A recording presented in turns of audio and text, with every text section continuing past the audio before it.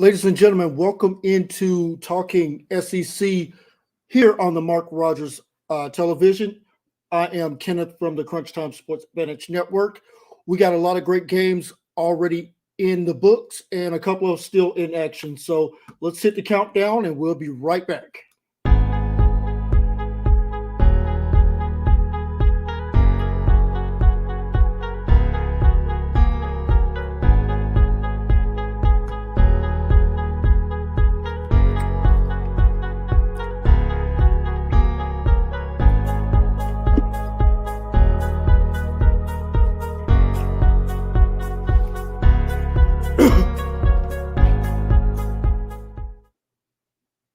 All right, ladies and gentlemen, welcome into Talking SEC for Week 7. This is Kenneth from the Crunch Time Sports Advantage Network. On behalf of my entire team, we'd like to say welcome aboard. We got a lot of action already in place for the SEC, and we still got a couple of games in action. So let's jump right into it.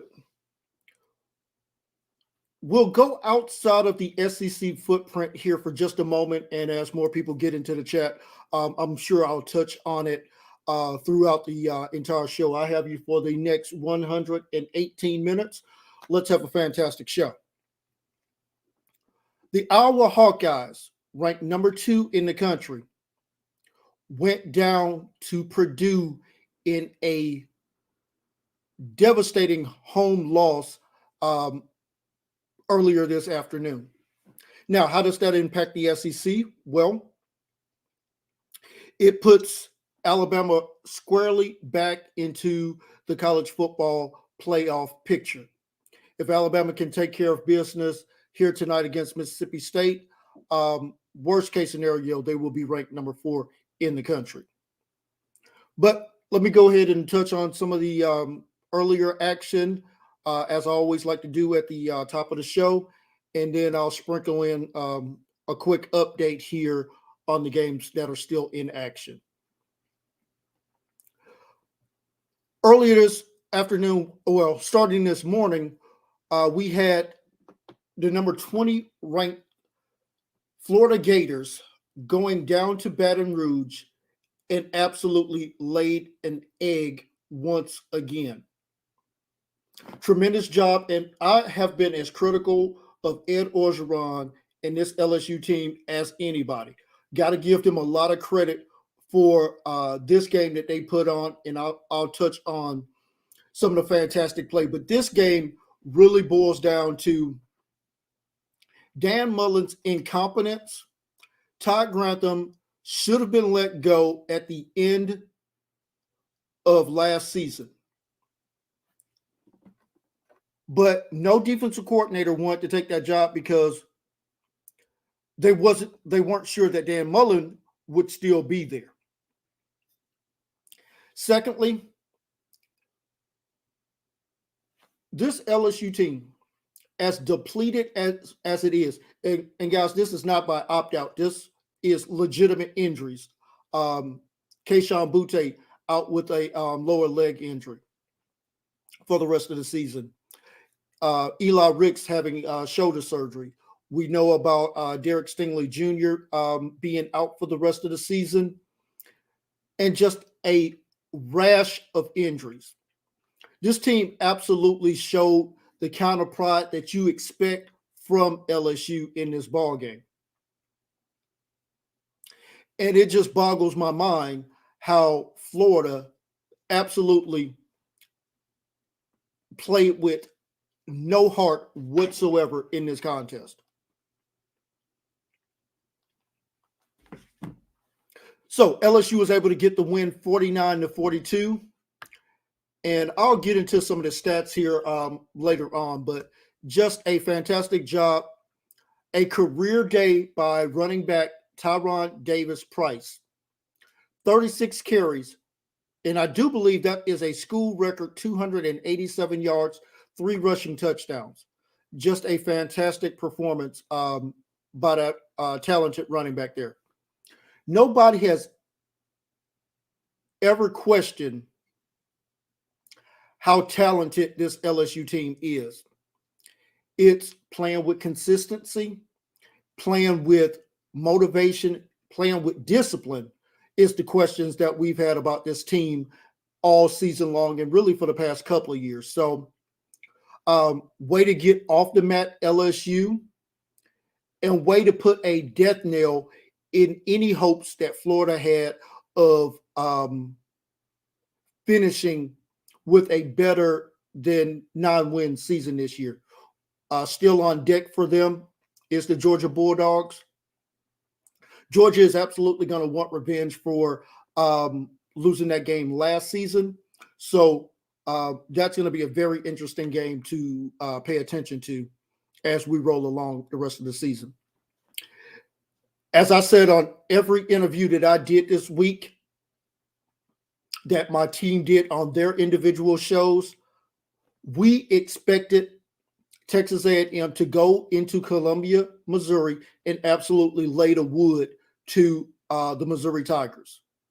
Well, 21-0 first quarter, 28-7 at the half, cruise to a nice 35-14 win. Guys, this game was over from the very opening kickoff of this contest.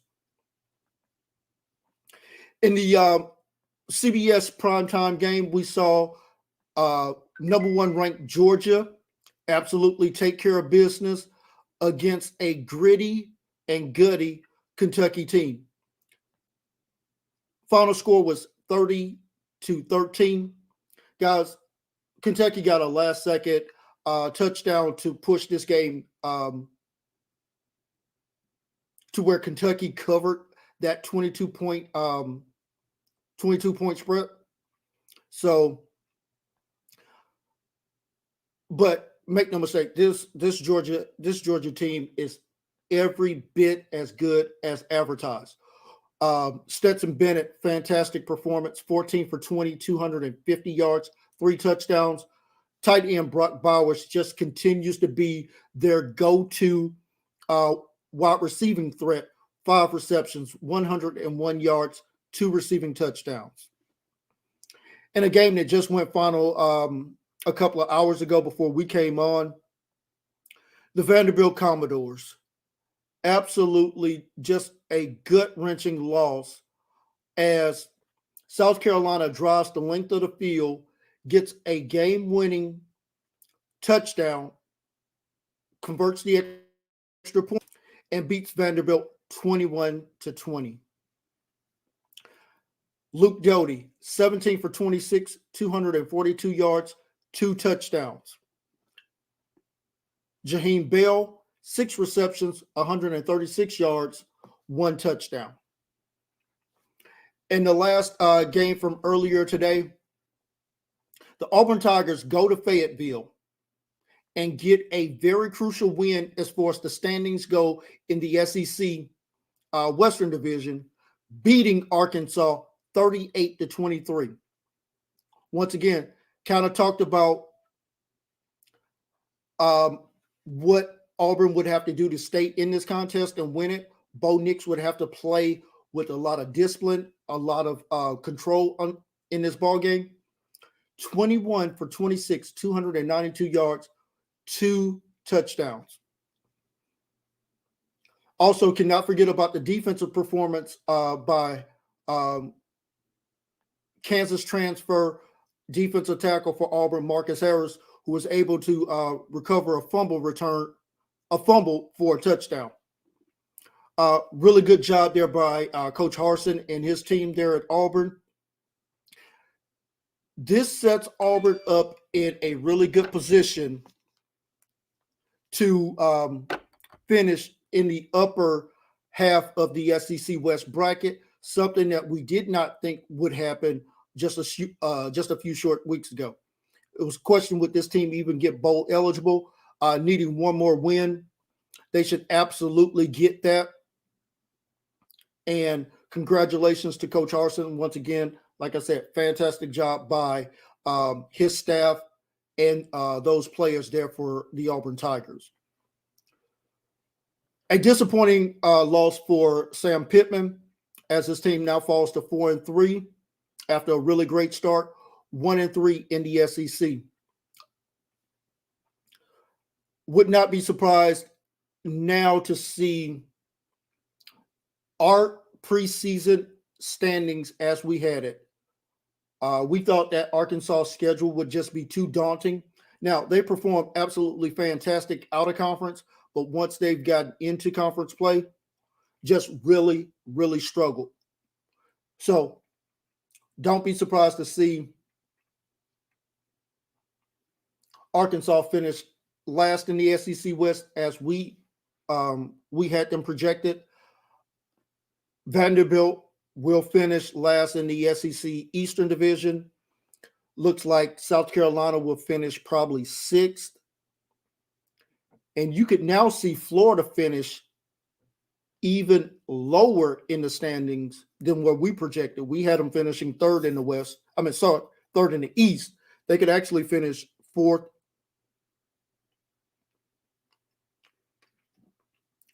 And sorry, guys, my throat has been absolutely shot for the better part of a week. A live look in at the games that are currently in action. We got about 5 minutes left to go before half.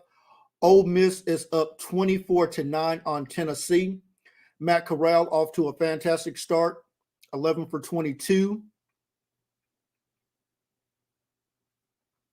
152 yards, 1 touchdown. He also has 14 carries for 84 yards, trying to throw his name back into the Heisman Trophy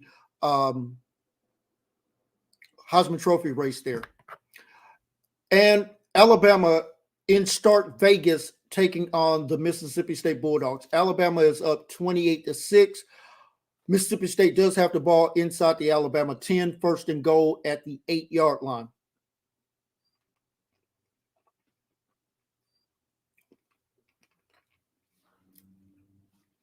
And that game is about 11 minutes left to go in the third quarter. So we're just coming out of the half. Alabama was able to hit a long touchdown pass to Jamison Williams to go up 28-6 in this ball game. Will Rogers playing with a severely bruised right throwing arm after a sack. He is 23 for 37, 237 yards, and 2 INTs, including 1 for a pick six. I'm going to see if I can't get some player stats here in just a moment.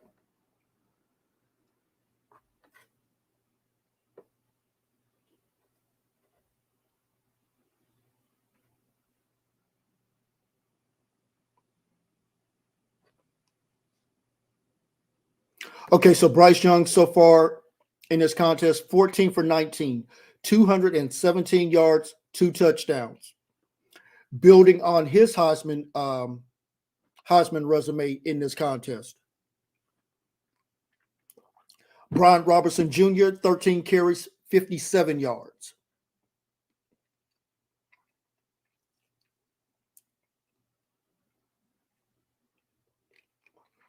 And looks like Mississippi State just got a penalty for intentional grounding.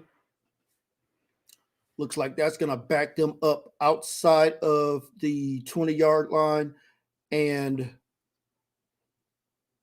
now with it being loss of down, that's actually 4th down. So Mississippi State is going to have to try a field goal try. So Mississippi State, once again, able to drive the ball, but once they get inside the red zone, unable to put up touchdowns and having to settle for field goals. That field goal attempt from 37 yards is good. New score with 10 minutes, 40 seconds left to go in the third quarter. Alabama 28, Mississippi State 9.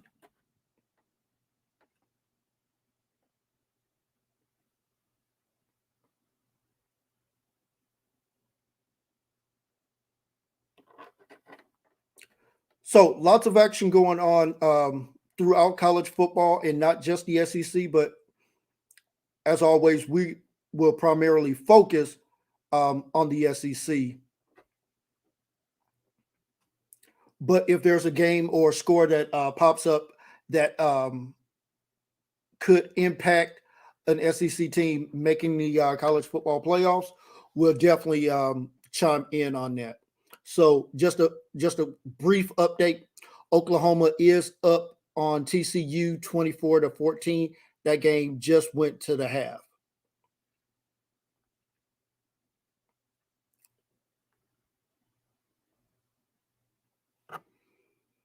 All right, so let's take a look back at a couple of games here and really just kind of see what was the turning point in those contests. And we'll start with the Auburn game. And let me pull that up here. So,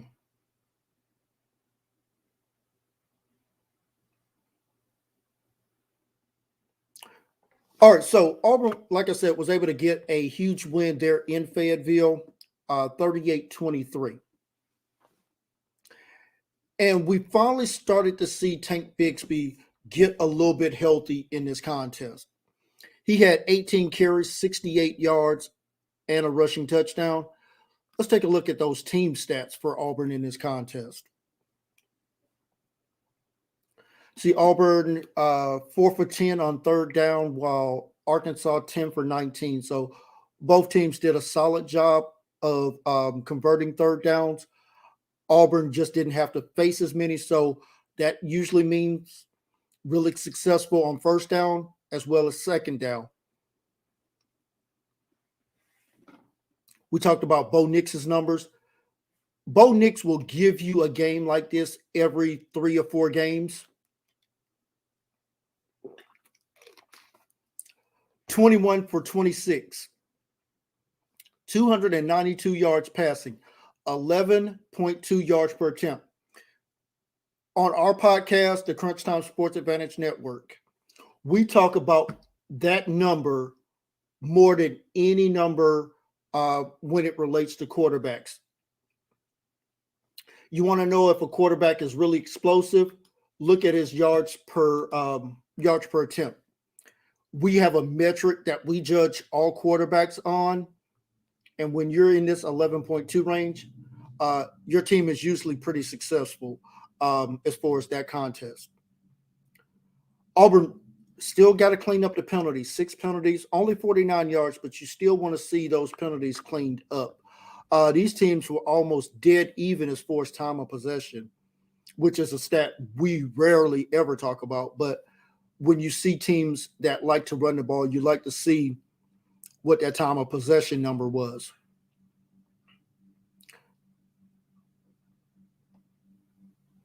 And Jameson Williams is just making himself a lot of money. NFL teams are going to love not only him as a wide receiver, but as a kick returner and punt returner. Just fantastic. Even though that was a penalty on Alabama, that kid is just electric when he gets the ball in his hands.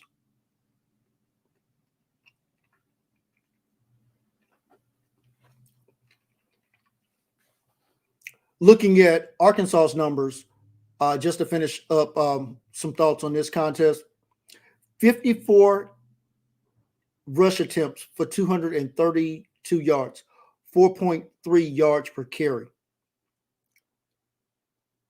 That's not a lot of yards on that many carries. You want to see that number over 5.5, maybe. So just a solid performance there by Arkansas, but not nearly enough to get the win. And like I said, fantastic win there for the Auburn Tigers.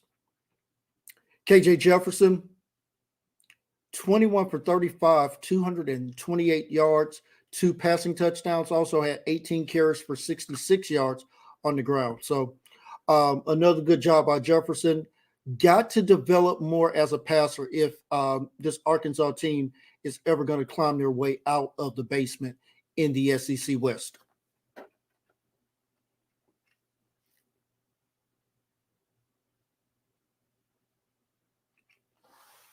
And guys, I'll speak on this Alabama game just a little bit here.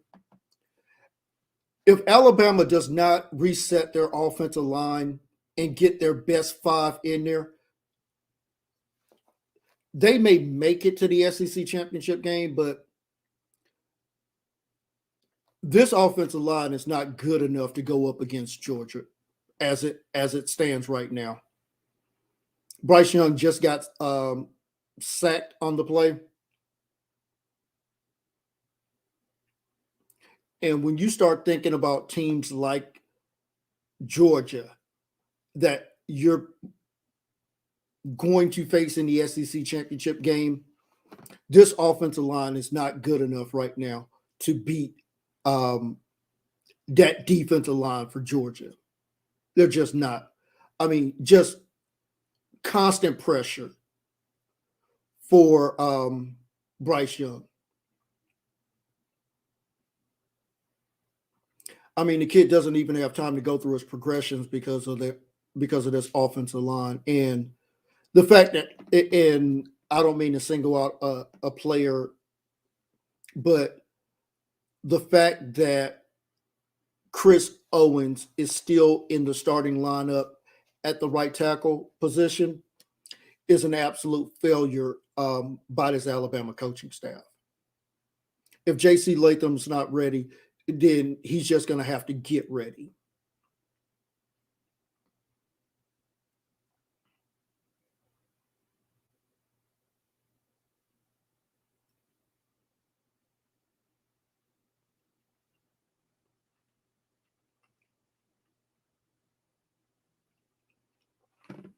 And we're trying to see if Alabama just recovered a fumble on a punt return. So,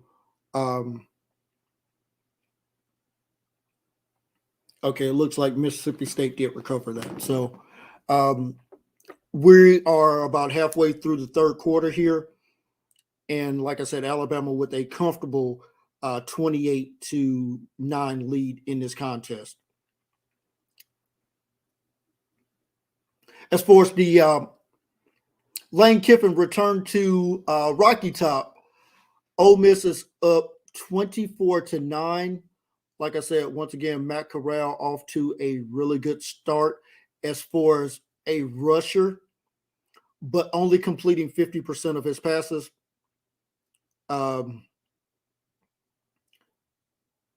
Not nearly as good as he needs to be in that number.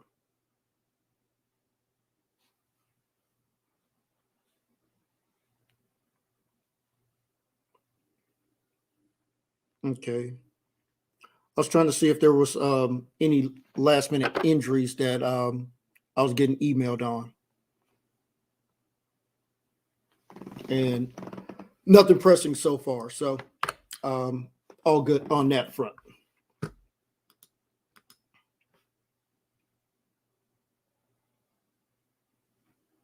All right. So I know a lot of people are going to be watching this later. So let's dive into that Kentucky-Georgia game because a couple of thoughts on this contest. And Kentucky played Georgia as well as they could with their limited receiver threats. Now, Wan'Dale Robinson is a fantastic wide receiver to transfer from Nebraska, coming back home to his home state of Kentucky. But Kentucky just does not have the full arsenal to compete with a Georgia at this point in time. But there are some things that Kentucky fans can take out of this contest that they should be able to build on. One of the things that I mentioned that Kentucky had to do to avoid being blowed out in this contest was convert on third downs. 9 for 19, as about as well as you could expect going against a defense like the University of Georgia. Also converted both of their fourth down attempts. Held Georgia to 2 for 7 on third downs. Now, I'm looking forward to going back and watching this game either late Sunday evening or sometime Monday, and just really breaking down those third downs for Georgia, because this is something that future opponents could possibly look at. Kentucky, no turnovers. If you're going to stay in games against Georgia, you cannot turn the ball over. Great job there. Unforced errors. You hear that term in tennis quite a bit. Well, in football, it's penalties. Only 3 penalties for 15 yards. So you can tell no personal foul penalties, not a lot of holding penalties. So really good job there by Kentucky. And Will Levis actually played this game a lot better than what we've seen in recent weeks from him. 32 for 42, only 192 yards, but the key, no interceptions. That allowed Kentucky to stay within striking distance this entire ball game.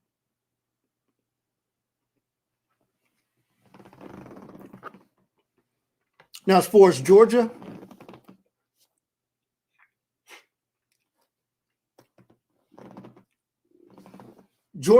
let's see. Stetson Bennett was 14 for 20, 12.5 yards per attempt. That's a very key number there. 250 yards. This Georgia rushing game starting to find its sea legs a little bit, going 27 carries, 166 yards, 6 yards per carry. Fantastic job there as well. So we already talked about Brock Bowers and the great job that he did.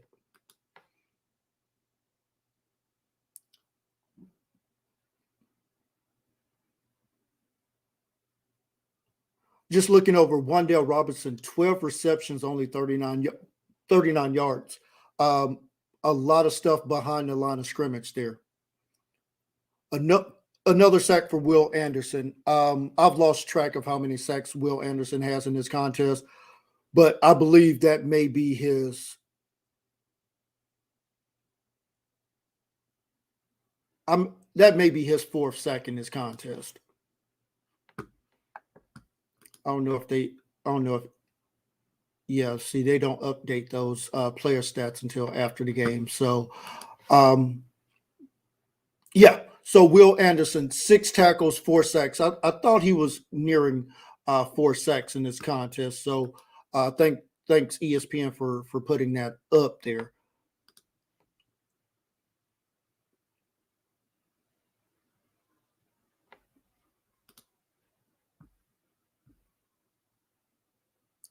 And still no movement in that Ole Miss Tennessee game. All right, let's see who we got in the comment.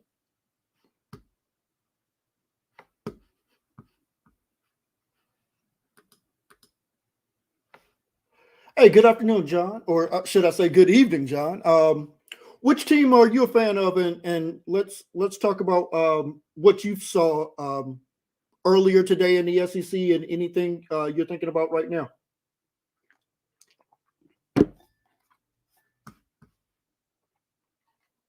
All right, looks like Alabama has the ball back at their own 16-yard line after a punt. So looks like we're going to go through the third quarter here with about 6 minutes left to go. Still 2 minutes left to go before the half. Well, let's see. Let me see if I can refresh that. LSU.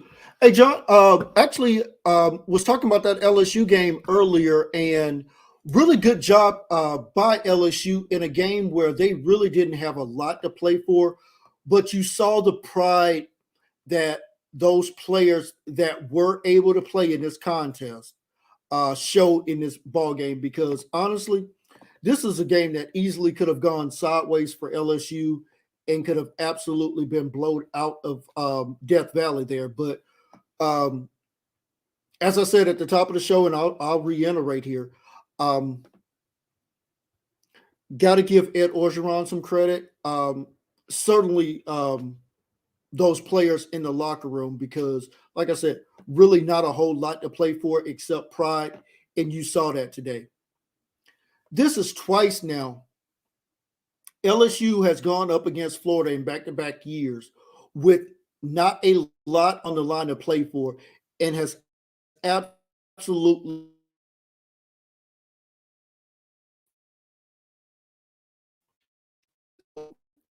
to see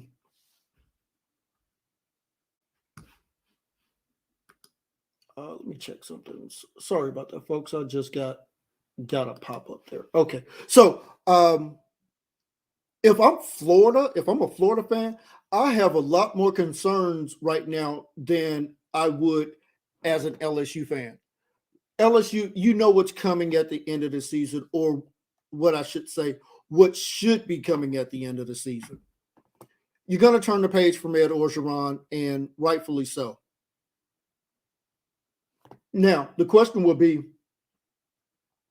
who will replace Ed in that contest?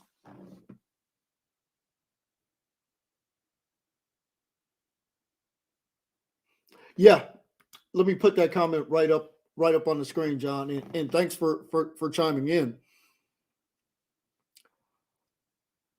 Florida has a lot more questions than answers at this point about where they're going as a team and really where they're going as a program because, like I said, this is twice now we've seen a LSU team completely depleted. Now, this time being depleted for injury's sake. And like I said, those injuries are absolutely 100% legit. Gale, I think he's out for the season with an injury. We talked about Stingley being out. Eli Ricks being out with shoulder surgery. But this team absolutely stepped up and absolutely took down Florida in Death Valley. If I'm a Florida fan tonight, I am seriously looking at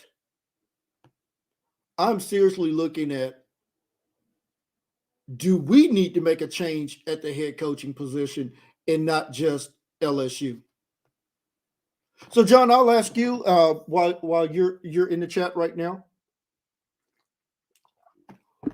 What would you like to see from your LSU team?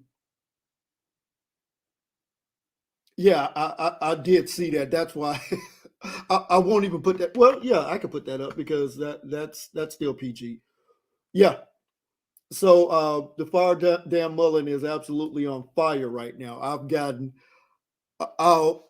be honest, John. I've probably lost count. I've probably gotten about 50 messages since that game ended earlier this morning, or this afternoon, I should say, with that very hashtag. So not surprised one bit about Florida fans absolutely losing their minds there.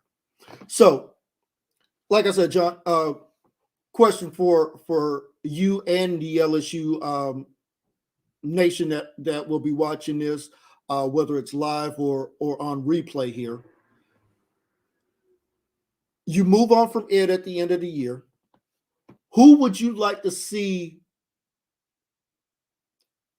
Scott Woodward and the powers to be down there in Baton Rouge?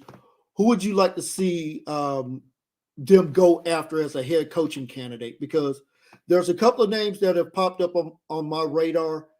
Some are legitimate candidates and some not so legitimate. Yeah, I can tell you that will likely not happen. That is a name that I've heard quite a bit from LSU fans. Given how close Lane is with Ed,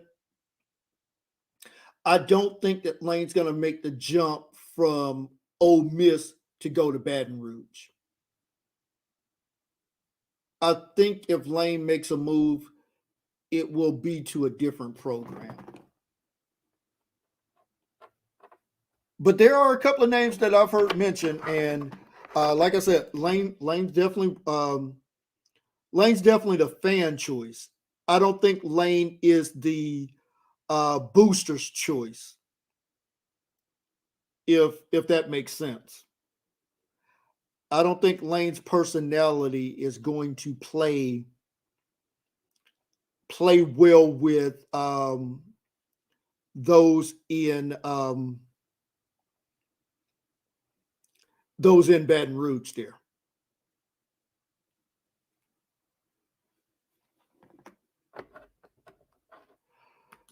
Um, yeah, there is a lot of truth to that, but I don't think Lane has to go to LSU to do that. I think Lane could absolutely do that at Ole Miss.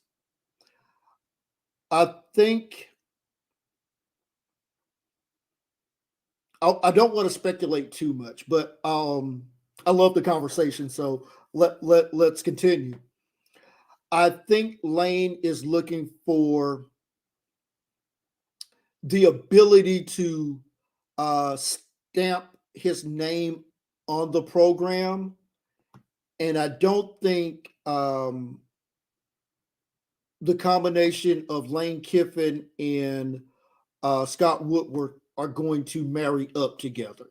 I don't see those two personalities um, blending well at all. So that's one of the reasons why I've been extremely hesitant to think that Lane Kiffin will be on the short list of potential head coaches for LSU coming up here whenever they make the move. And John, I'll say this. I thought that the best thing for LSU would be don't allow Ed to coach out the season. If you remember what happened with Les Miles, they wanted to move on from Les Miles a year before they did. He was able to coach out the final couple of games, win them, and you remember the image of the players carrying Les off of the field saying, bring him back, bring him back. I don't think LSU wants to go through. You know what, John? Give me just a second. I'll pull those names up, and I'll gladly go through one by one of all of those names. Absolutely. I don't think LSU wants to go through a repeat of, let's just say, if it goes 6-6, pulls off another upset like a Texas A&M, could Ed be in contention to save his job at that point? Who knows? All right, so John post a couple of names in the chat. I will gladly go through those names to the best of my abilities here.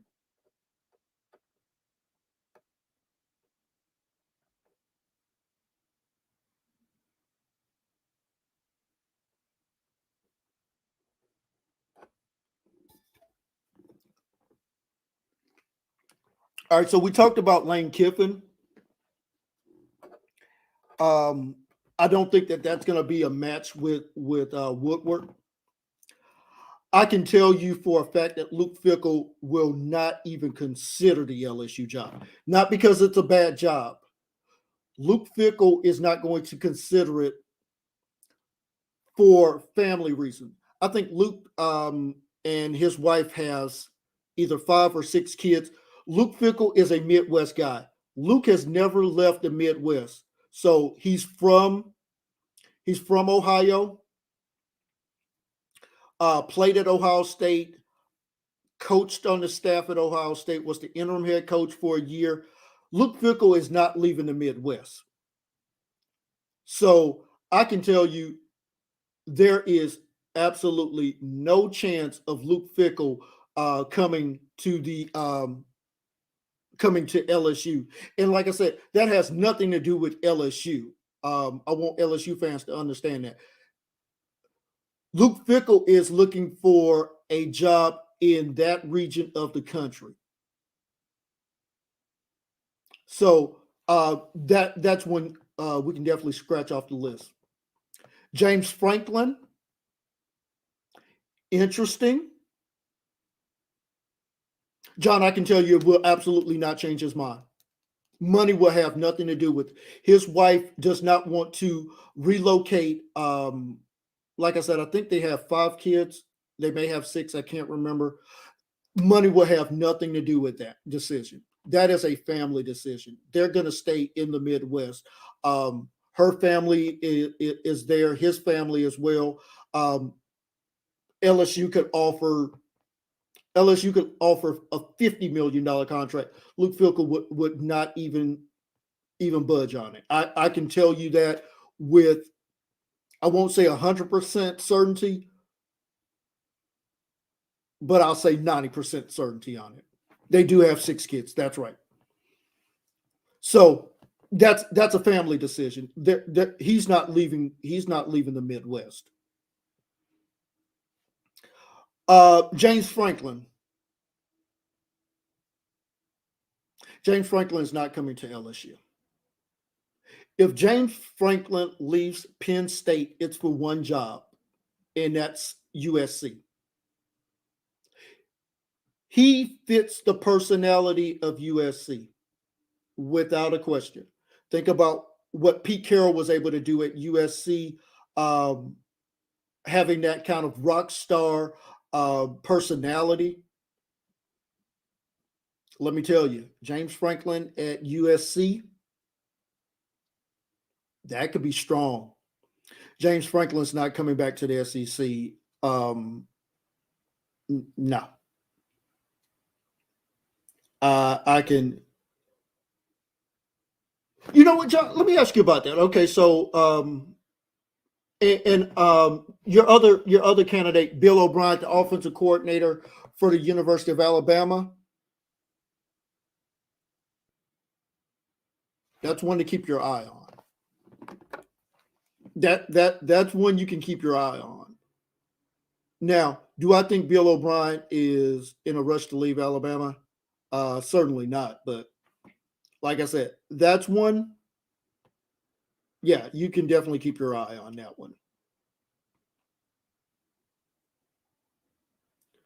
LSU is not paying a coach $10 million a year. No. And I'm not saying LSU doesn't have the money. I don't see LSU going into the piggy bank and getting a head coach and paying them more than Nick Saban. And James Franklin, by the way, has absolutely no conference, no national championships, I should say. So I seriously doubt.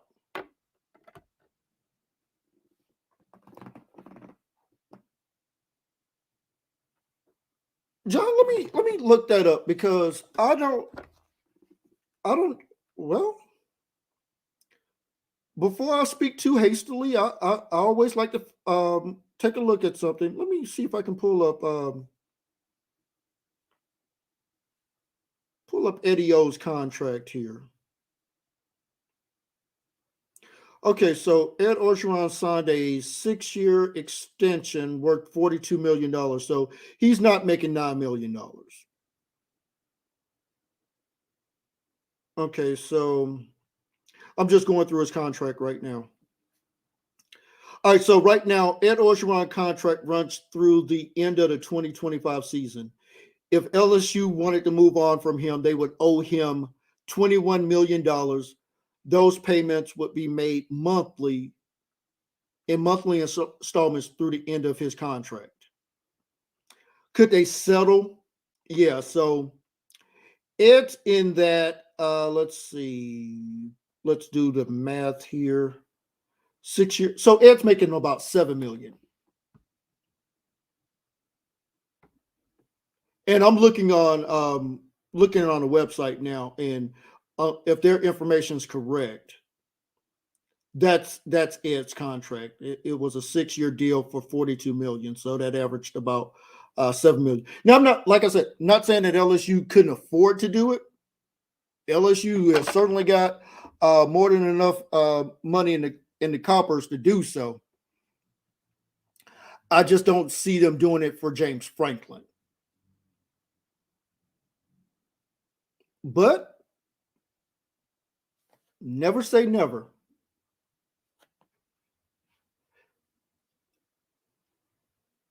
Oh yeah. Let's see. Let me pull up some more chats in here. Oh no, like I said, LSU certainly has the money. I mean, every SEC school has the resources to pay whatever they need to pay for the head coach if they want that head coach. And especially when that contract gets renegotiated, when Texas and Oklahoma are able to become full-time members of the conference, you're going to see that SEC contract get renegotiated and definitely go up. So no question, LSU has the financial resources to do it. Like I said, I just don't know if they would do it.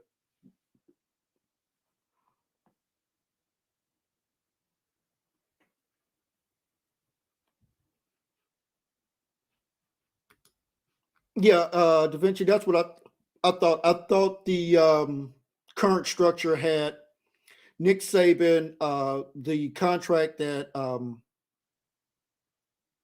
Jimbo Fisher just redid, Dan Mullen, and then Ed Orgeron. I thought that was the top four. But like I said, if I'm wrong, guys, absolutely fact check me on that, and I will gladly address that. Franklin is a fit in the SEC. Let me think about that.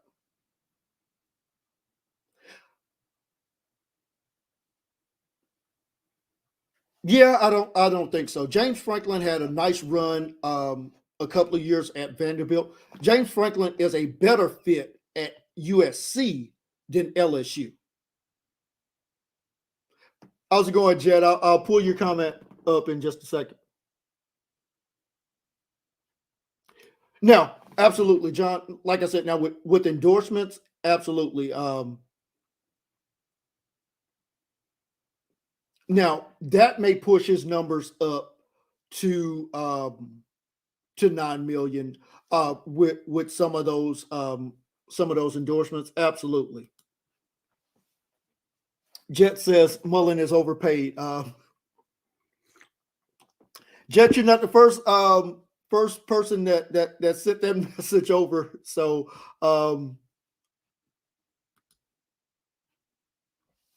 yes, Franklin is a Pennsylvania guy. That's why he wanted to take the job back at Penn State so he could be closer to family. But I'm telling you, if USC puts together the right package,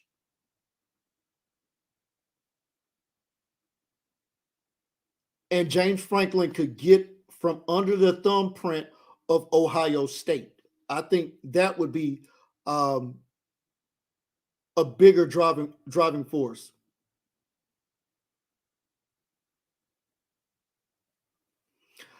I think you put James Franklin at USC, the ability to recruit Los Angeles, and now you go from being one of the big programs in the Big Ten to being the dominant program on the West Coast. Guys, I'm just telling you that is a huge motivation.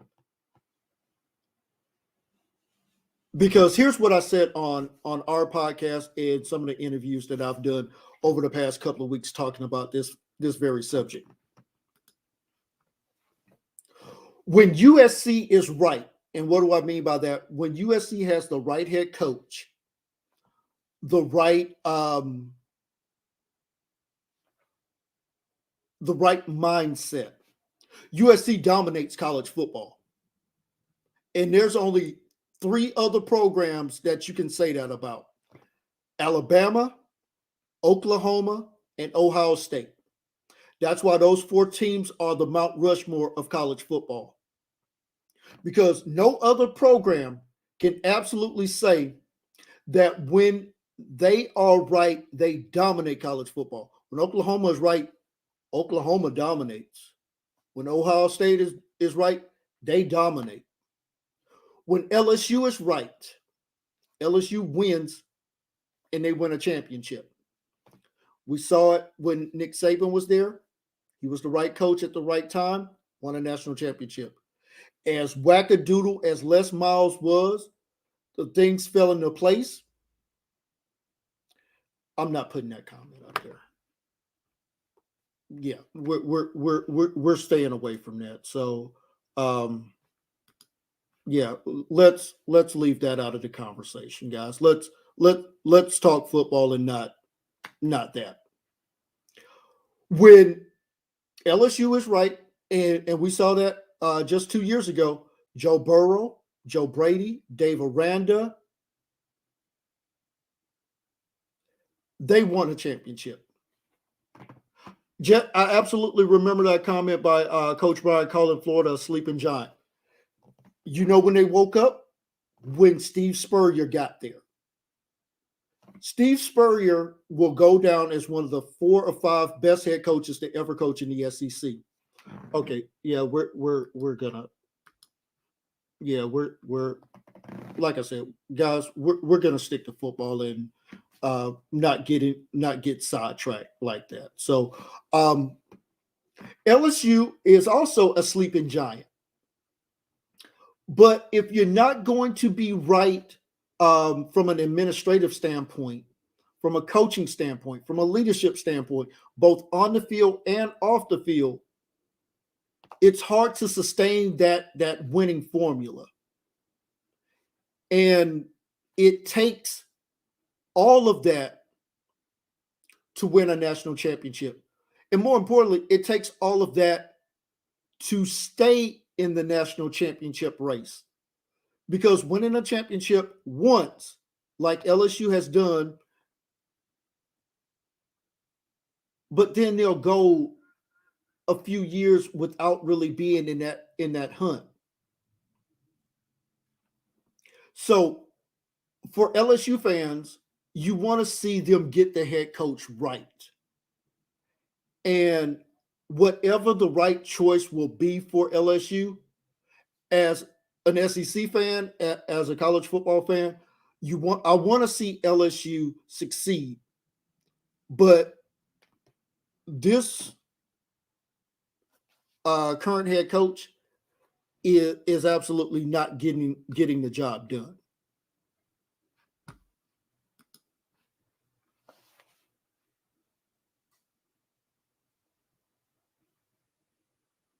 Absolutely. That now here's what I'll credit Spurrier with more than anything.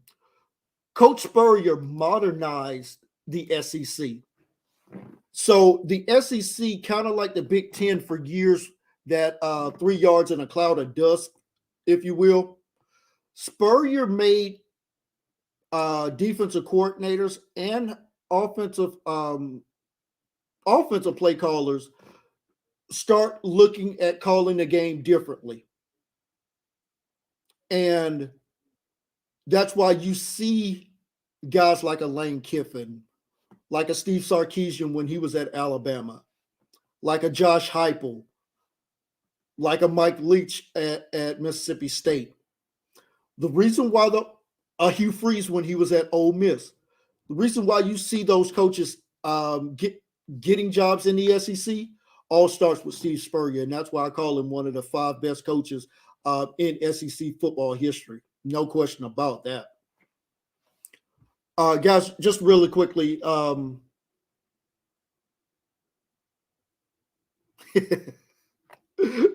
Jet, I'll put that up here in just a second. I want to give everybody an update here really quickly. So Alabama has the ball 3rd and 10 at the Mississippi 13. Alabama's up 35-9. Not a whole lot I'm going to take from this ball game, from that number. But taking a look at Bryce Young's numbers, 19 for 27, 319 yards, 3 passing touchdowns. Ole Miss and Tennessee have finally gone to half. Ole Miss is up 24-12. Matt Corral, a solid performance. 17 carries for 95 yards. So he's been much more of a threat as a runner than a passer. Only 12 for 24, 164 yards, one touchdown. Um, Not a good performance there.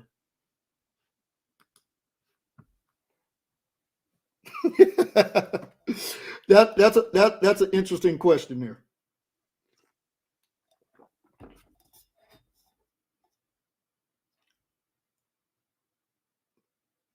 Huh.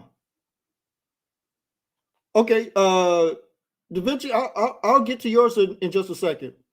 John, no. I am a okay. So outside of what I do for the Crunch Time Sports Advantage Network, I do have teams that I support, and what I try to do is I try to take that bias out when I'm breaking down.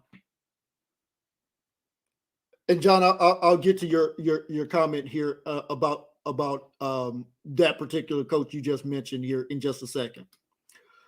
Florida suggestions: head coach, Spurrier championship winner, Joe Brady championship winner. Joe Brady championship winner as a coordinator. I think we got to specify that. Luke Fickle, coach winner. Okay, so Da Vinci, your question here: who do you think? Who do you think should be? And pardon me, I don't know. Are you a Florida fan or a LSU fan? Because I want to make sure when I start addressing some of that, I'll have an idea.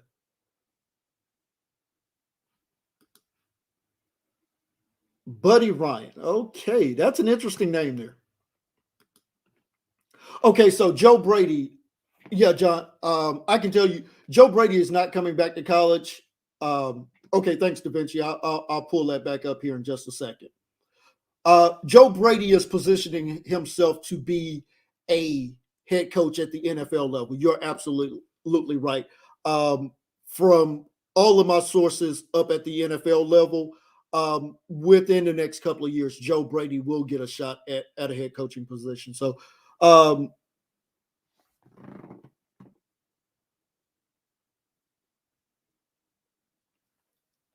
I'll get to that in just a second. So let me pull back up Da Vinci's comments here, and since he let me know in the chat, and thank you once again everybody for participating. This is why we do these shows. It's absolutely for the fan participation. We do it because we absolutely enjoy interacting with each and every one of you every weekend. So thank you for watching live, and if you're watching a replay of this later, once again, thank you. Alabama just went in for another score. Alabama is now up. Looks like about 12 minutes left to go. 42-9 at this point. So Alabama's starting to pull comfortably away in this contest.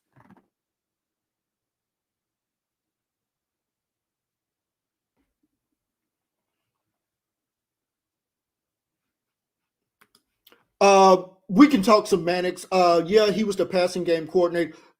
Joe Brady was the offensive coordinator. I got enough people down at LSU that absolutely confirm that. Steve Ensminger, sorry, butchering his name there, was a co-offensive coordinator, but Ensminger was there, who actually brought Joe Brady in, was more like a mentor for Brady, um, from everything that I was told from LSU. So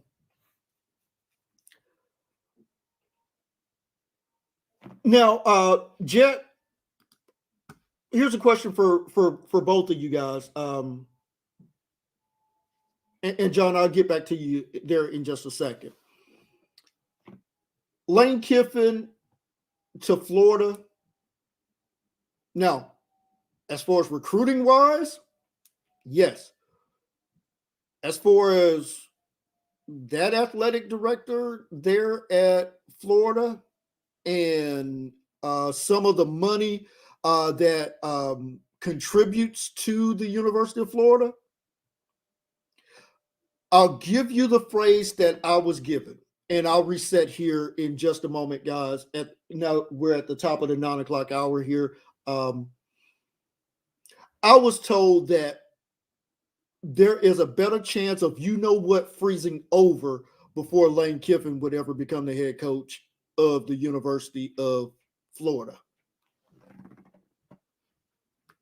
And eventually, you're right. Spurrier was just coaching. Spurrier did that more so to help the league. I don't think Spurrier, after going through what he went through at South Carolina, just from a mental standpoint of having to recruit, Steve Spurrier is not coming back to coaching, especially at the college level. As a fan of college football, as a fan of Coach Spurrier, I would absolutely love it, but I absolutely do not see that in the cards for Coach Spurrier to return to the sidelines.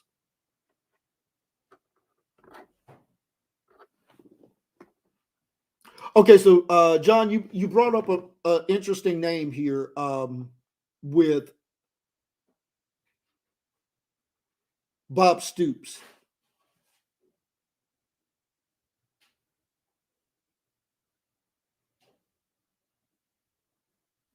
Yeah, Jed, I'll briefly touch on that, but I won't go into too much of depth. But no, I can tell you those boosters would not want to see Lane Kiffin as their head coach. It's a personality thing. That's about the best that I can answer that.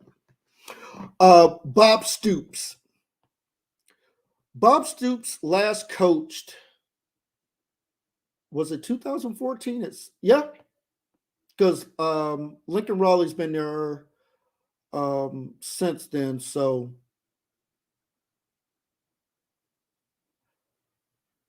it would be a big name hire. I would say that. But I don't think LSU needs a big name. I think they need the right name. And honestly, I have no idea of who that name should be, but I don't think LSU needs to go hire a name coach. LSU has enough history of being a quality program for the last 25 years to where they don't have to go get a guy to be on the radar, if you will. I think that this team, or this program, I should say, is more than capable of elevating a coach with their recruiting base, their fan base, and with their success over the past 25 years. Bob Stoops to Florida.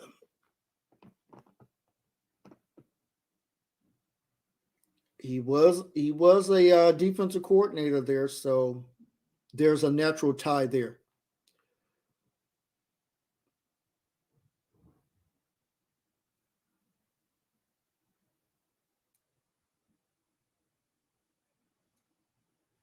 It is now, Da Vinci, are you talking about Rex Ryan? Because let me check and see if Coach Buddy is still even with us.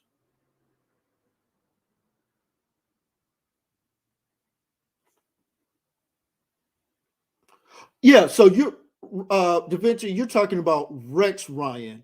Coach Buddy Ryan passed away in 2016. So just wanted to make sure before I got too deep with that part of it. But yeah, Coach Buddy Ryan, legendary head coach, not only with the Philadelphia, but yeah, he did pass away. Like I said, 2016. So, John, it's oh yeah, no words, Da Vinci. Like I said, I knew what you meant, but I wanted to make sure that I clarified that. Uh, so Bob Stoops, Jet.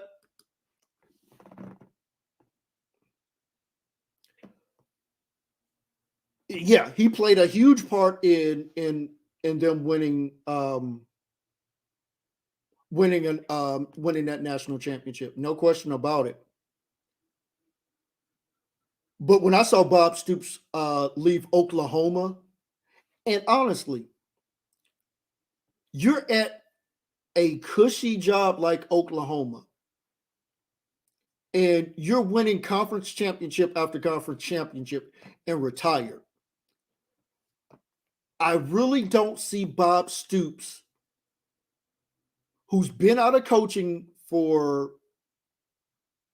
going on 8 years now, coming back to the SEC where he's got to now grind every single day. I don't see that for Bob Stoops. I'll leave that there, but I don't honestly think that Bob Stoops is coming back to coaching, especially when he had one of the four most premier jobs in college football, being the head coach of the University of Oklahoma.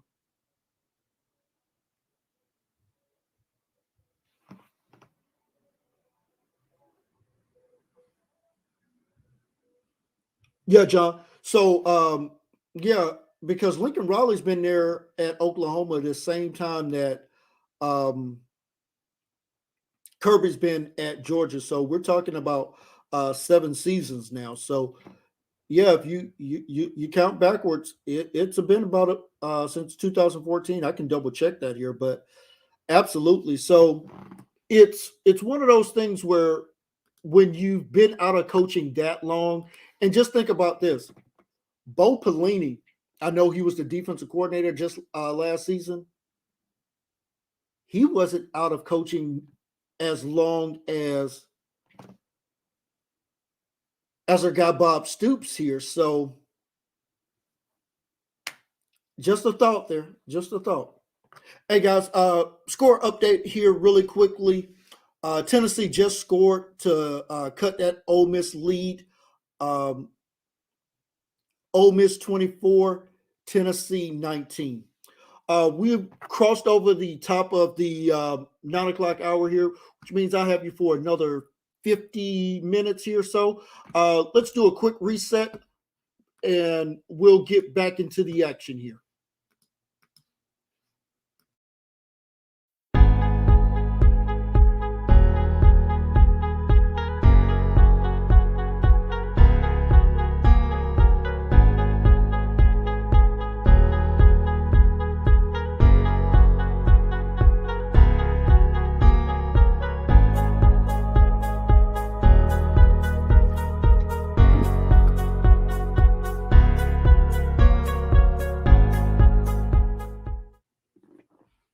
Hey, John, and guys, welcome back into Talking SEC. And I'll pick up right where I left off. So, John is absolutely right. Bo wasn't out of coaching. What I meant was Bo was out of big time college football. Yeah, Bo was at Youngstown State, but Bo had been out of, I think it had been since, and I can look that up here. Bo Pelini was the head coach of Nebraska, and that was a big time environment. So that's what I mean as far as being out of coaching at this level. Right. Big boy football, no question. So let me pull up Bo's coaching history here. So Bo last coached at Nebraska was 2014. So about the same time when Bob Stoops stepped down as the head coach of Oklahoma there.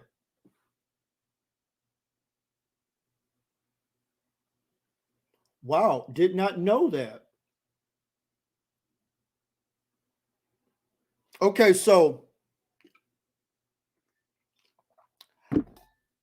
I don't see I'm sorry, I don't see Florida moving on from Dan Mullen. but I wouldn't be surprised if Dan Mullen tried to move on from Florida. Now, I don't think that Dan Mullen would ever be considered for the USC job. He is not a good fit at Southern Cal. And I certainly don't think that LSU is going to hire Dan Mullen. I think, if anything, Dan Mullen would try to get out of the. I think Dan Mullen would try to get out of the SEC. I think the pressure is just too much for him.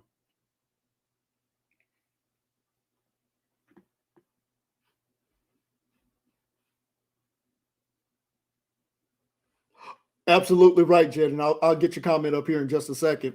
Bo Pelini wanted to play a style of defense that is absolutely outdated. Jed, I'm trying to keep a straight face here. I'll get to that in just a second. I promise you. Bo Pelini, and guys, if you've been around this SEC conference for any time, so 15 years ago, maybe a little bit more, defensive coordinators like John Chavis, when he was at Tennessee, really good defensive coordinator. We talked about Bo Pelini.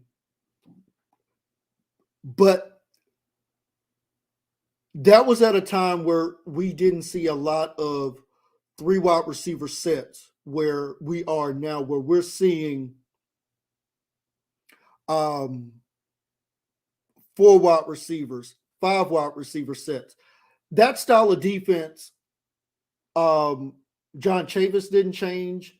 Bo Pelini didn't change. The game actually literally passed him by. That's the best way I can put that. The game literally have just passed both of them by.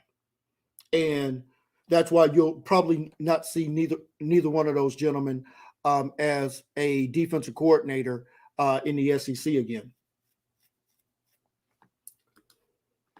No, Dan Mullen would not be a good fit at Southern Cal. I think here's what I'll say about Dan. Dan is a really good offensive coordinator. You've seen Dan Mullen go up against Kirby last year in the cocktail party. The game plan that he had for Alabama both this year and last year was absolutely phenomenal. Dan Mullen as a play caller is really good. Dan Mullen as a head coach, as a recruiter, not so good. So I don't think Mullen could handle the pressure of being the USC head coach, because I don't think Mullen would win enough for USC. Heck, to be honest with you guys, he's not winning enough for Florida fans. So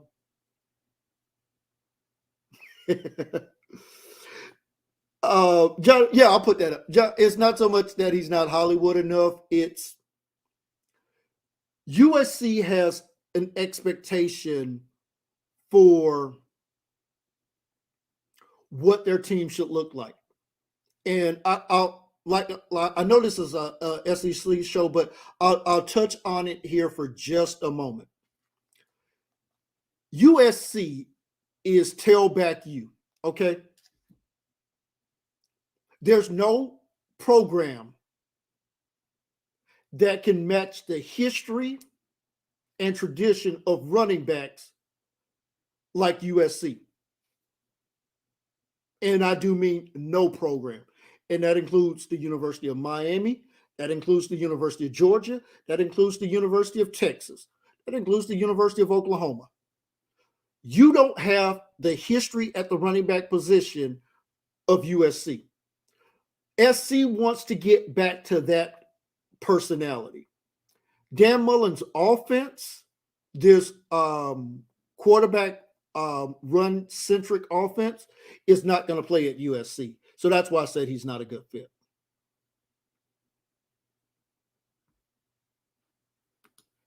John, you're spot on with that. I don't need to add anything to your comment there. That's why I wanted to put that up there. You are absolutely correct. It is the post snap that gets you, and Alabama just goes in for another score here, just pouring it on here. And honestly, not a whole lot we're going to take away from this contest, besides Alabama winning.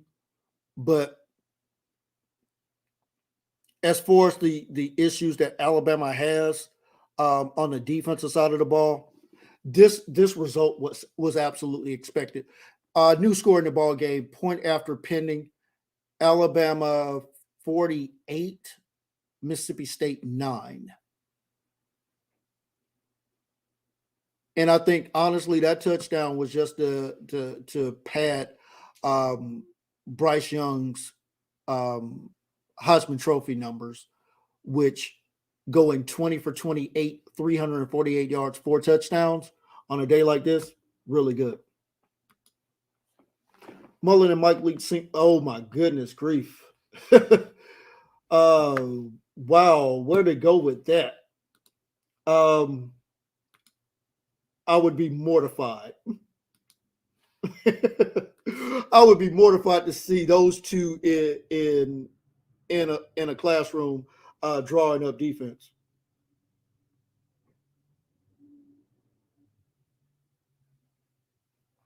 Yeah, Jed, I'll get to that here in just a second here.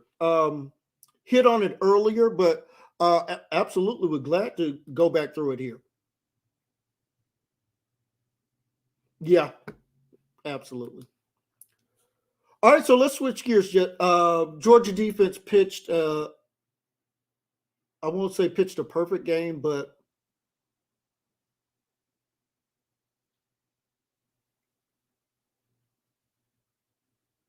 okay. Now, excellent point, Jet. As always, always love your insight each and every weekend. So let's talk about this Georgia performance a little bit. Because nothing really left to talk about in that Alabama-Mississippi State game for sure. Okay, so Georgia 30, Kentucky 13, and we know that Kentucky got that last second score there to push that game to where that final score was. Georgia's front seven is the best in college football. Make no mistake about that. And I can't even think of a team that would be a close second. But the questions that we will have, Derek, let me pop your comment up there as well. Thanks for joining the show. If you have any questions about your dogs or any comments, I'd love to see those in the chat as well. The question that Georgia will have to answer will not be answered in the regular season. Because taking a look at Georgia's schedule here, the only team that may pose some kind of passing threat is Tennessee. And that really ain't saying a lot. We know that Georgia's got the bye next weekend. 2 weeks from today, we'll be heading down to Jacksonville to take on the Florida Gators in the cocktail party. They finish up with Missouri, Tennessee, Charleston Southern, and Georgia Tech. There's not a passing offense that's credible on the rest of this schedule. And I find it hard to imagine that all the questions that the University of Georgia will have to answer, they won't get answered until at the earliest the SEC championship game, and certainly not until the college football playoffs. And it's through no fault of Georgia's. I mean, you can only play the schedule that you have, and they happen to draw some teams out of the West that don't have great passing attacks. And this is the worst I've seen the SEC East in a long time. I mean, Florida's not going to pose much of a threat in 2 weeks. Certainly don't think Missouri is going to pose much of a threat, and same can be said probably for Tennessee as well. So if it is Alabama, that'll be the first test that the secondary for Georgia will have to face.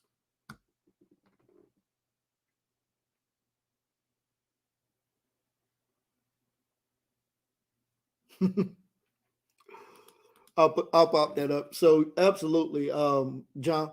So Jordan Davis, right now would probably be our co-defensive player of the year in the SEC, along with Alabama's defensive end / outside linebacker Will Anderson. I think those two guys are the best by a long stretch on the defensive side of the ball. And just watching them play two different positions, but being able to dominate the way that they do is absolutely impressive.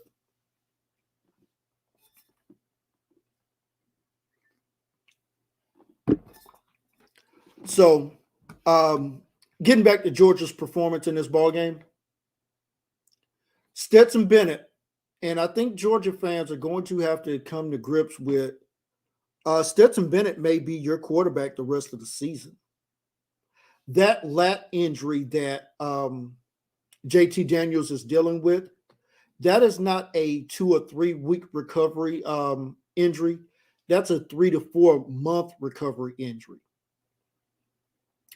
And Kirby keeps, and rightfully so, saying, well, JT is week to week. JT Daniels may not be seen the rest of the season. And Stetson Bennett is pretty much going to decide the fate of this Georgia offense. As far as the ground game,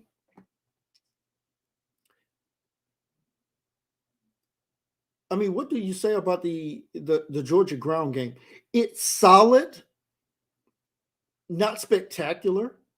James Cook, 6 carries, 51 yards, had a 25-yard run. You take that out, his numbers are mediocre at best.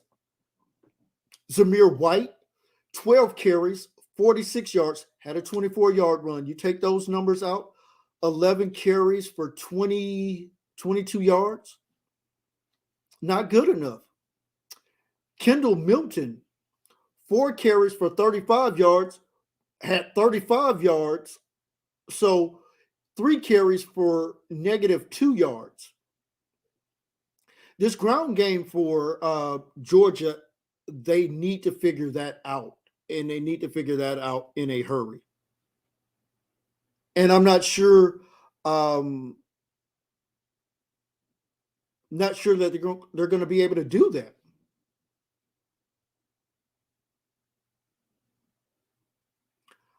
As far as the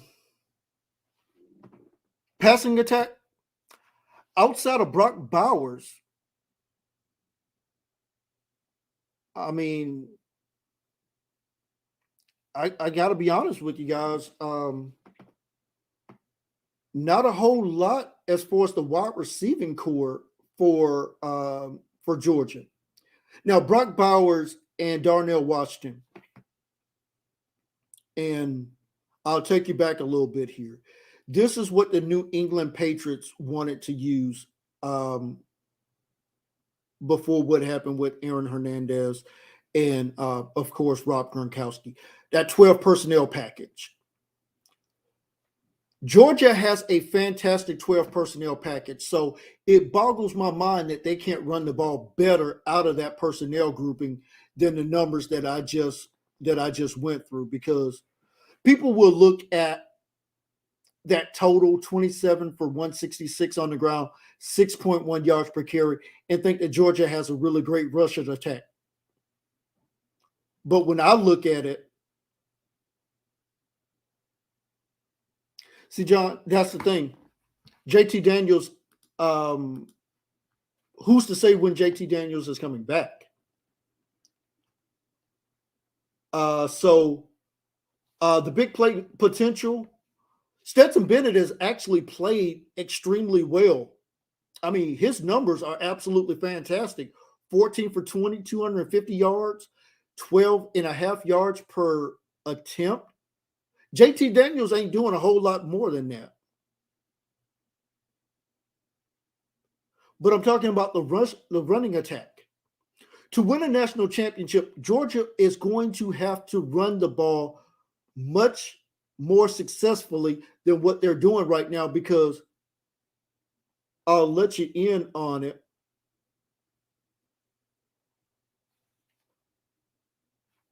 Okay, so John, I'll get into it. So he has a strained lat muscle, which is basically right around the rib cage area, and he is not day to day. He's not week to week. JT Daniels hasn't seen the field in a couple of weeks now. He's not going to see the field when they come out of the bye week taking on Florida. I'll go ahead and tell you that now. JT Daniels may not see the field the rest of the season. That is a 3 to 4 month recovery injury.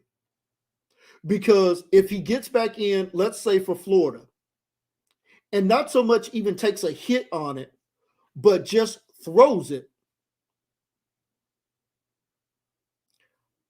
he could absolutely strain that abdominal muscle again and be out for the rest of the season, and that includes the college football playoff.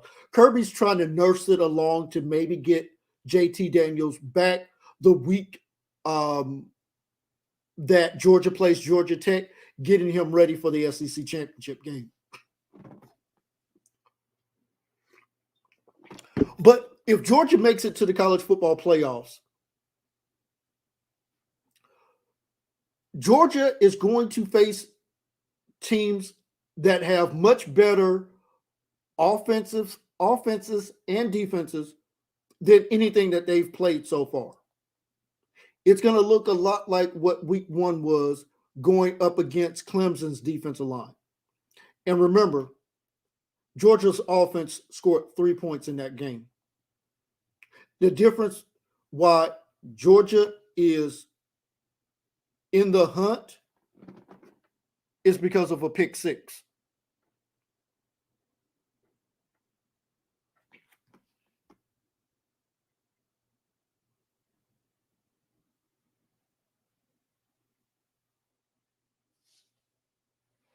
So, and Derek, you're absolutely right.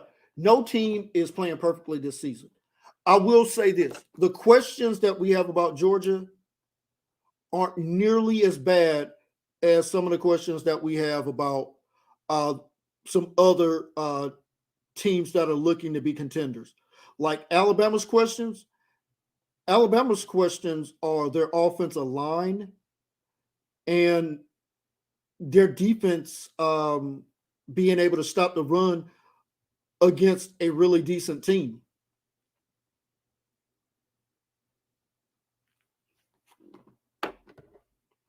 Okay, so Da Vinci asked the question, what must Florida do to have a chance against, and I'm assuming he means Georgia. I know. Trust me, I know. I tell you what, Da Vinci, I will gladly, I'll touch it a little bit.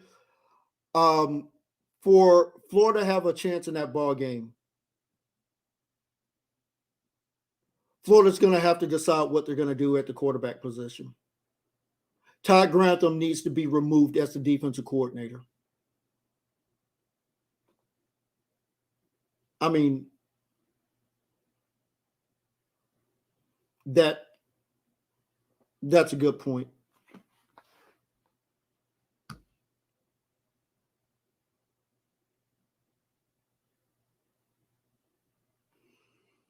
John, I would agree with your comments. I didn't post them on the screen there, but Florida absolutely laid an egg in Death Valley. All week long, you heard about the revenge factor of losing the game last year in the swamp on a controversial, unsportsmanlike penalty. Well, you had a chance to get some measure of revenge today against a very depleted LSU team with a lot of injuries. And LSU did not score a single point in the first quarter and wound up scoring 49 points for the game. This is a colossal failure. And Dan Mullen's responsible for it. I mean, no questions. Dan Mullen is absolutely responsible for that, and he needs to do a much better job as the head coach. John, I'll disagree with you there. Okay, hold on a second.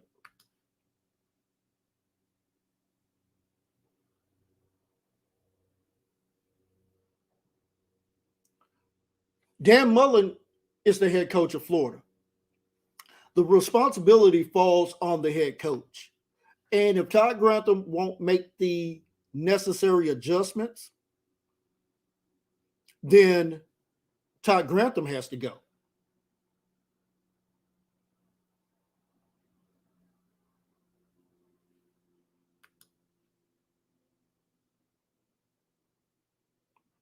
Yeah. Interesting. Todd Grantham, like I said, should have been let go last year. Dan Mullen couldn't find a defensive coordinator, so Todd Grantham came back.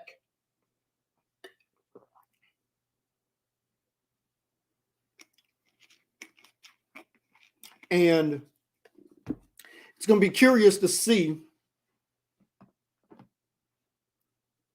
going forward what Florida's going to do at the end of the season, because I think the AD there is going to force a change somewhere. Because Florida's going to finish the season with at least 4 losses in the SEC. And oh my goodness, if Florida loses to Florida State, wow.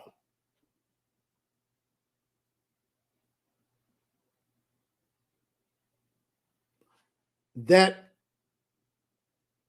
could be something exciting there. That could be something exciting. If Florida loses to Florida State at the end of the year, there could be some major changes there in Gainesville.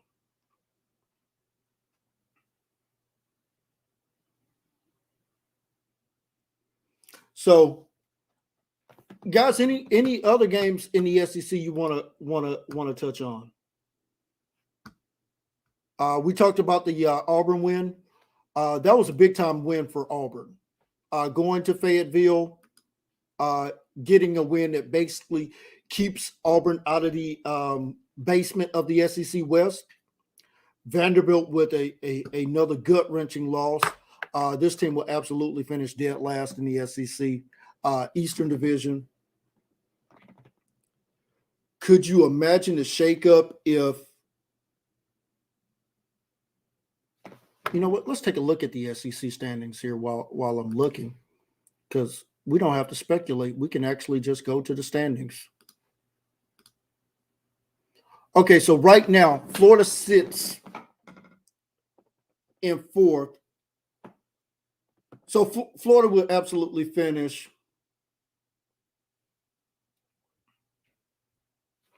Yeah, Jet. I'm glad you mentioned that.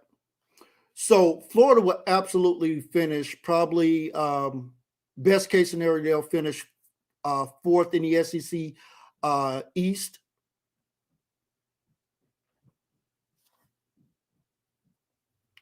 And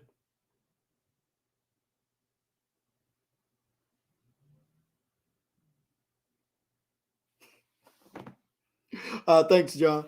No, I'm not. I'm not. Just some great lighting.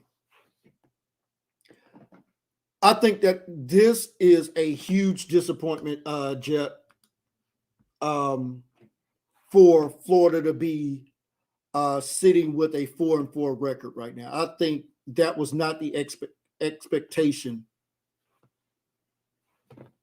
for Florida fans, and I know that fan base pretty well. There's no way that Florida expected coming into the season to be out of the SEC East picture as early as they were. And if this game gets really sideways in 2 weeks with Georgia, yeah.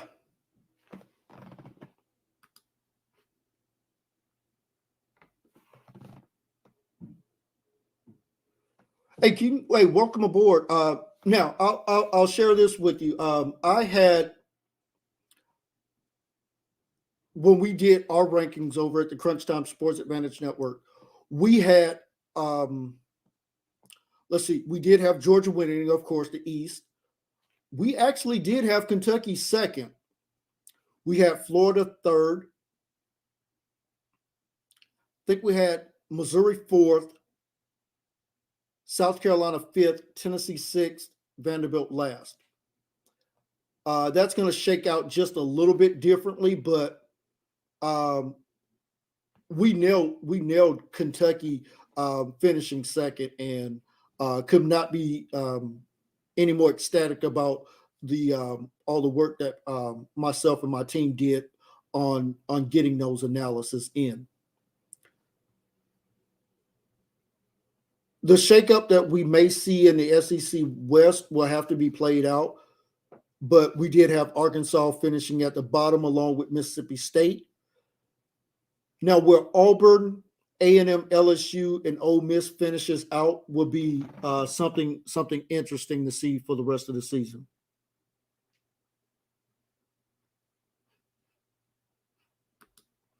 And John, it wasn't just losing a good pocket passing quarterback like Kyle Trask. It was losing a generational talent in Kyle Pitts, losing Kadarius Toney, and honestly, not having any wide receiver really step up and become that number one wide receiver has absolutely hurt the Florida Gators. I think this back and forth with the quarterbacks has also hurt this team. And at some point, they're going to need to decide going forward who the quarterback is going to be long term for the Florida Gators.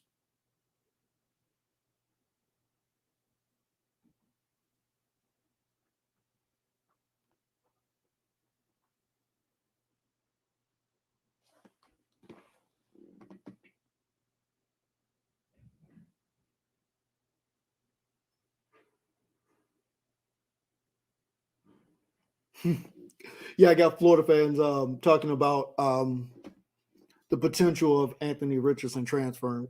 We'll see after the end of the season. But I certainly don't expect both of those quarterbacks to return. And talking about Anthony Richardson and Emory Jones, I think one of those quarterbacks has to transfer because you need to settle the quarterback position there for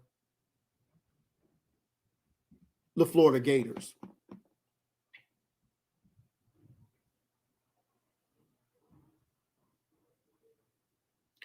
Emory is technically classified as a junior because of the basically the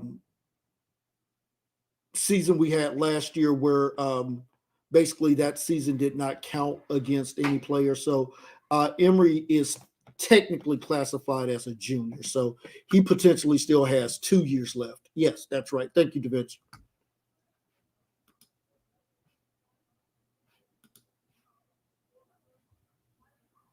Once again, you guys are absolutely fantastic in this chat.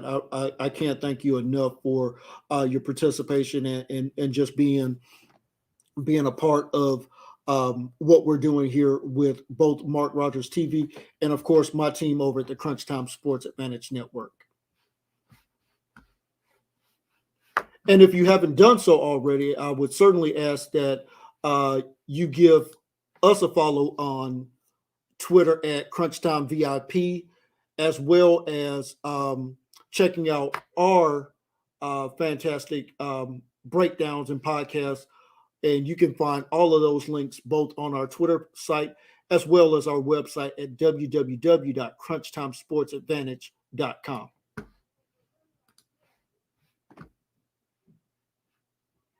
Oh, you know what, John? My pleasure. And hopefully you'll be back with us next week as we'll once again start at the 8 o'clock Central Hour, going all the way up until 10 o'clock, talking all things SEC. And like I said, if there's some games that are around the country that impact the SEC, we'll definitely highlight those as well. So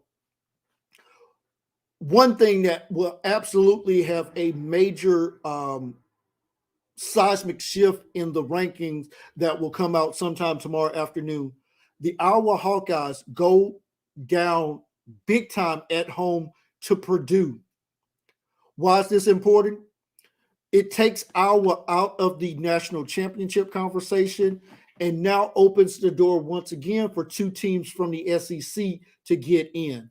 Now, with Alabama losing to Texas A&M last week, for that to happen, Alabama would need to run the table in the regular season and beat Georgia in the SEC championship game. A two-loss Alabama team is not getting into the college football playoffs. Excuse me. But, and this is key for Georgia fans, and I want to make sure that I lay out this scenario because this is more of what's the SEC is looking for. If Georgia runs the table and finishes the regular season 12-0, loses to Alabama in the SEC championship game, Georgia will still make the college football playoffs. And then you would have an SEC champion in Alabama making the college football playoffs. So once again, you would see two SEC teams vying for a national championship. That's good for the SEC. Now,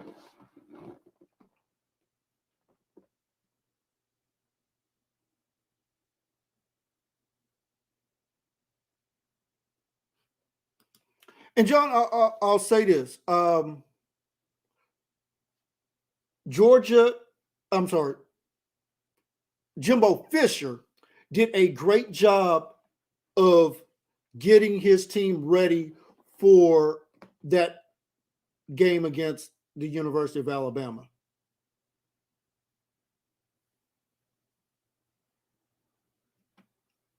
Jed, I won't pull that up, but I've heard whispers about that. Like I said, I don't think it will happen, but it's always fun to speculate about Lane Kiffin becoming the head coach of the University of Florida.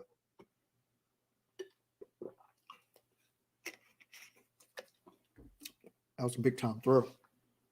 So, guys, I got you here for another 15 minutes. I'll do a last run through of the ball games that were already in action. And the only game left in action right now is Ole Miss at Tennessee. That scores 31-19. So um, those two teams are going to have to get it cranked up in the fourth quarter if they're going to go over that 83-point total, which was the topic of conversation in a lot of interviews that I did this week.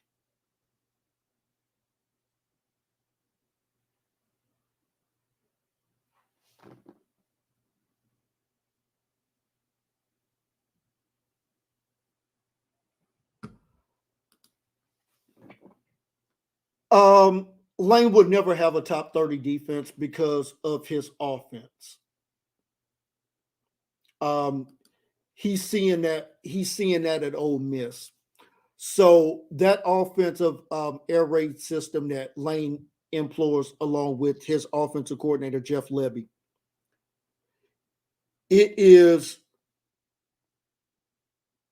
next to impossible to have a top defense when you play that style of offense because your defense is just on the field for too many snaps. You hear Alabama fans complaining about their defense coordinator Pete Golding um, because the Alabama defense isn't to the standards that it has been. But when you play with an offense that is that explosive, your defense is just going to be on the field way too much.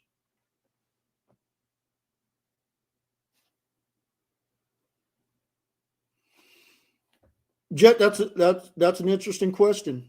Um, that is a very interesting question, and that could be something that Florida fans have to deal with.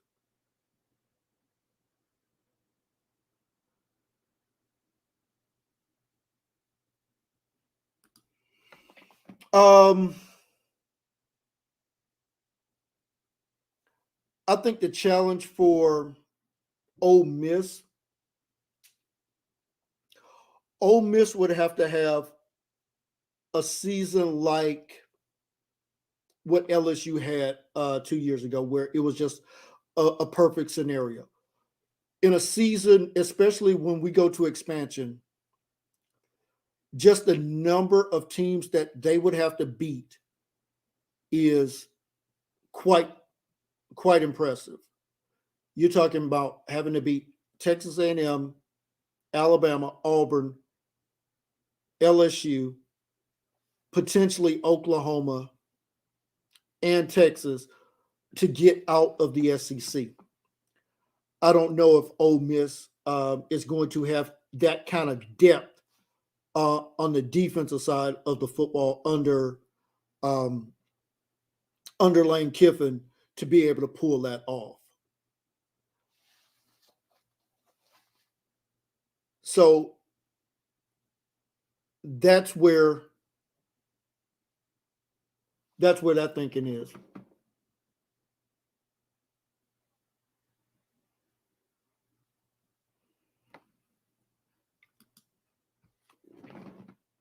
I don't think John will ever get to a 16-team playoff because at that point you're asking college kids to basically play an NFL schedule,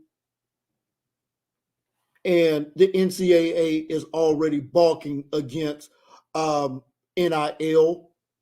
At that point, you would have to pay the players like the NFL. And I certainly don't think the NCAA is ever going to go with that. I think the most we will get to is an 18 playoff. And you notice we haven't we haven't heard a single word over the past, I would say, month about the college football playoffs expanding. You remember there was a brief stretch where it was a done deal. It's not a done deal until that TV contract is over because what It is, Jeff.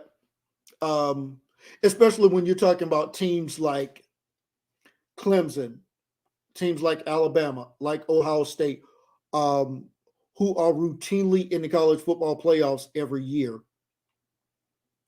These kids are playing 15 games a year already.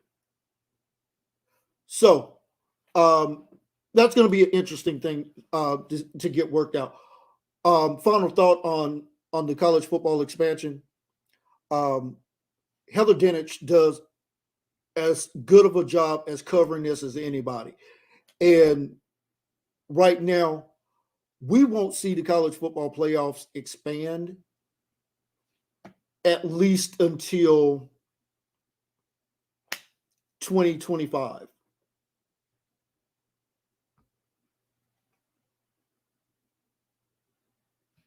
Uh, no.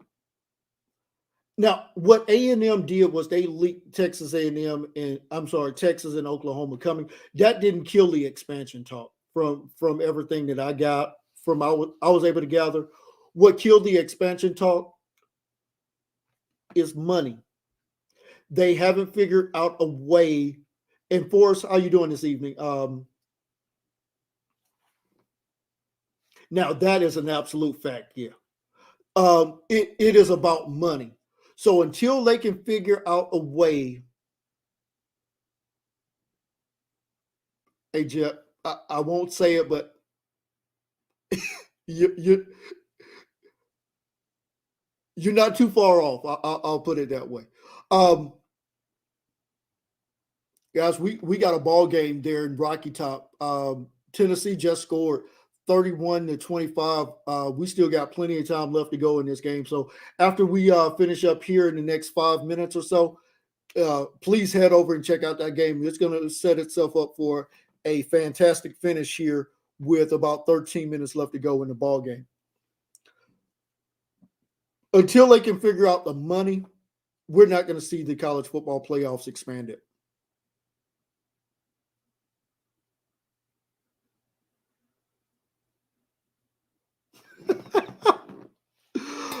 Oh, wow. Yeah. But she does a fantastic job. So I always like to give credit when it's due. So, and she is definitely one of the hardest working people in this business. So I give her a lot of credit for the job that she does. No question about it. We got some great finishes throughout college football, guys. So I got you here for another 5 minutes. So let's run through all the action in the SEC and get you ready to start watching maybe the end of the SEC game here or any other game that's going on in college football right now. So let's start with some of the earlier action and we'll work our way through the Tennessee game. So here's the rundown.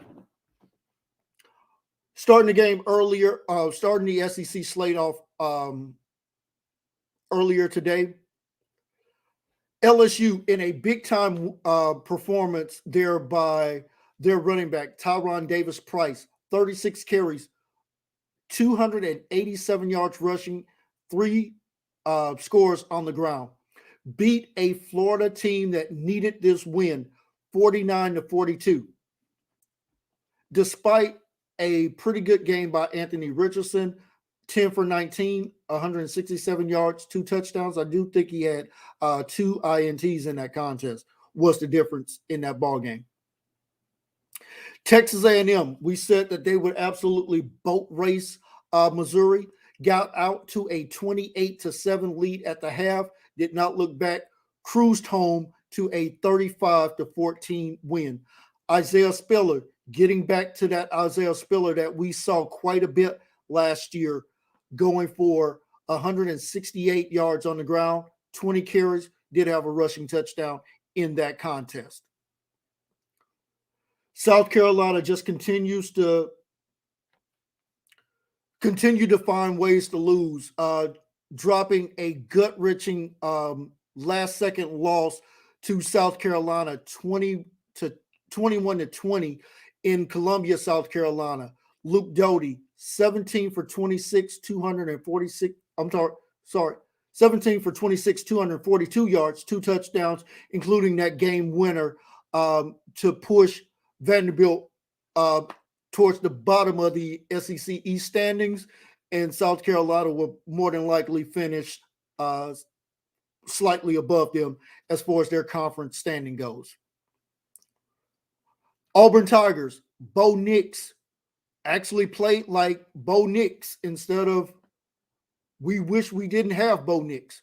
21 for 26, 292 yards passing, 2 touchdowns. Also chipped in with a rushing touchdown. Also got to give a shout out to Kansas transfer defensive tackle for Auburn, Marcus Harris.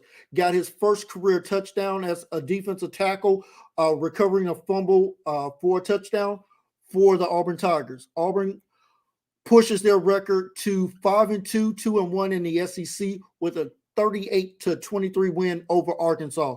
Arkansas, a fantastic start in the non-conference, but looks like they will finish at the bottom of the SEC West, now with a record of 4-3 overall, 1-3 in conference play. The University of Georgia continues to roll, the number 1 team in college football. They looked at again today. Had a tight game the first half with Kentucky. Halftime score 14-7. Georgia was able to put 10 points on the board in the third quarter. Ladies and gentlemen, that was the difference. Led behind Stetson Bennett, who is the quarterback for the University of Georgia. Could be for more than just a couple of weeks, despite what Kirby is saying about the lat injury for JT Daniels. Stetson Bennett, 14 for 20, 250 yards passing, 3 touchdowns. Brock Bowers continues to be a matchup nightmare for opposing defenses for the University of Georgia. 5 receptions, 101 yards receiving, 2 touchdowns through the air. Georgia defense, as good as advertised once again. Still got to see them at some point face a passing attack, but probably won't see that during the regular season. A game that just went final here within the past 30 minutes. The Alabama Crimson Tide cruised to a comeback, a bounce back win, should I say, 49-9 over the Mississippi State Bulldogs. Alabama's record 6-1, 3-1 in the SEC. Looks to maintain their edge as far as winning the SEC West, while Mississippi State falls to 3-3, 1-2 in the SEC. Our last game and final game that's in action, the Ole Miss Rebels lead the Tennessee Volunteers 31-26. Guys, that game has about 13 minutes left to go in the fourth quarter. So going to be a really interesting finish to see if Lane can knock off his former team there in Tennessee. Matt Corral really struggling at the quarterback position right now. 18 for 32, 217 yards passing, 2 touchdowns, but getting it done on the ground. 26 carries, 185 yards in this contest. So you add that up, he's already ticking at 400 yards of total offense. Speaks to how bad that Tennessee defense is. One final thought on the Alabama game that I didn't touch on. I do apologize for that. Bryce Young, 20 for 28, 348 yards passing, 4 passing touchdowns. Bryce Young has now put his name firmly into the Heisman Trophy candidate and looks to become Alabama's 4th Heisman Trophy winner since Nick Saban got to the University of Alabama. Alabama, up until that point, had no Heisman Trophy winners in its entire history, now has 3, could see another one here with Bryce Young if he continues that performance. But the biggest news today did not come from the SEC, but came from the Big Ten. Iowa losing at home to Purdue 24-7. This opens the door for potentially two teams from the SEC to get into the college football playoffs. Got to have a lot of things happen in the final 5-6 weeks of the regular season, but at least that door is back open for the SEC. Guys, on behalf of everyone here at Mark Rogers TV, my team at the Crunch Time Sports Advantage Network, hopefully you've enjoyed this wrap-up show for the SEC, Talking SEC, here on Mark Rogers TV. Have a great night, everybody, and enjoy the rest of your college football weekend.